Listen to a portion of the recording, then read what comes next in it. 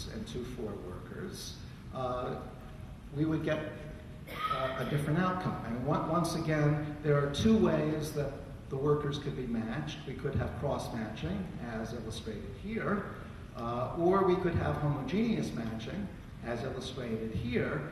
In this case, the homogeneous matching actually leads to higher output, 72 rather than 64. And so for this particular labor force, we would get a different pattern. So the point I want to make is that the kind of matching that we get will depend on the pool of workers available. And globalization, as we'll see, changes the available pool, and so has implications for how production is arranged. Actually, there are two principles at work with how workers are matched with one another. On the one hand, because the managerial position is more sensitive to skill than the subordinate position, that tends to argue for cross-matching. We want to have high-skilled workers in the managerial position, not such high-skilled workers in the subordinate position. So that's going to be an argument for cross-matching. But on the other hand, we don't want to have the gap between the manager and the subordinate to be too big, because then the high skill of the manager is really going to waste. That argument says that up to a point we want homogeneous matching. And these are the two forces which have to be balanced out. And the result of that balance is the actual matching pattern that we're going to see. Now, what does this have to do with globalization?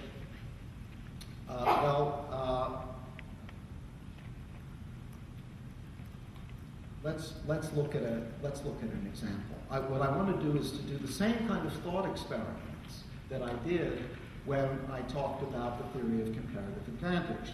That is, I want to look at the pre-globalization matching pattern and the post-globalization matching pattern and compare them. And so what I've done here is to take some particular numbers for the 4 skill levels, plug them in. Actually, these particular numbers don't matter that much. That is, we would get very similar results for other numbers, but I've done, to make things as concrete as possible, I've used these particular numbers. And what we get is that before globalization is possible, this will be the matching pattern. So we have the two countries. This is the rich country, this is the poor country. Before globalization, it is impossible to match workers with in one country with the workers of another country. So remember that our view of globalization, the view Michael Kramer and I have been developing, is that globalization involves international production, or put another way, matching people in different countries with one another to produce outputs. Before the globalization occurs, you can't do that, and so we're going to get cross-matching in the rich country, cross-matching in the poor country, but no intermatching between the two countries. And what I want to do is to compare this with the pattern we see after international matching becomes possible.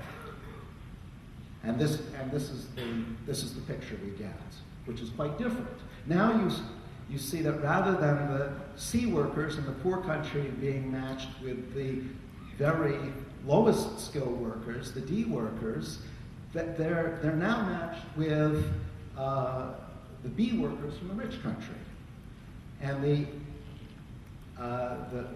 A workers in the rich country end up being homogeneously matched, and the D workers in the poor country end up being homogeneously matched. So that is the change in production as a result of globalization. What effect on wages and inequality does this have? So let me concentrate on the post-globalization picture.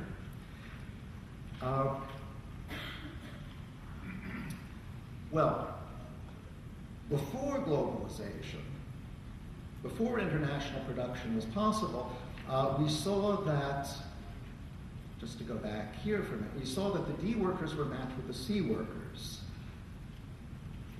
This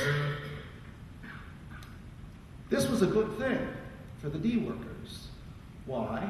Well, you probably know from your own experience, if you're working with someone who's highly skilled, or relatively highly skilled compared to you, that's good for you. That enhances your own productivity. We all like working with more competent people, and the D workers do too. And before globalization, they got to do that. They were matched with the C workers. After globalization, the C workers have gone off and they're matched now with the B workers in the rich country. The D workers are left to their own devices. And that means that their wages are going to fall.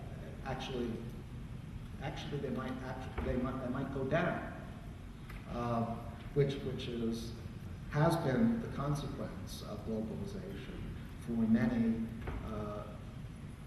very low-skilled workers around the world. By contrast, the C workers now have this additional matching opportunity that they didn't have pre-globalization, that they can now match with the B workers. They could also match with the A workers, but that would be such a heterogeneous match. There would be such a big skill gap that wouldn't be very efficient. But they can certainly now match with the B workers. That gives them an additional opportunity, which enhances their wage. So their wage goes up. And so we see that inequality in the poor country rises.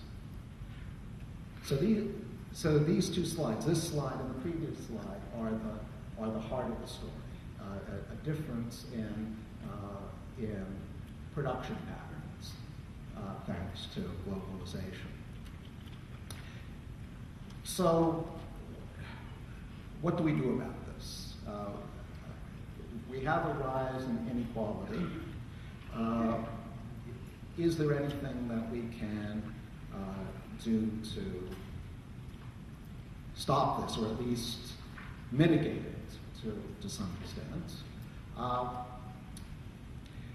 The answer is there certainly is, and of course this is a very simple model, but it also has a very clear implication, which is that what we want to do is to give the D workers, the workers at the bottom, enough skill so that they can efficiently match with workers on the international market too. We want to give them international matching opportunities.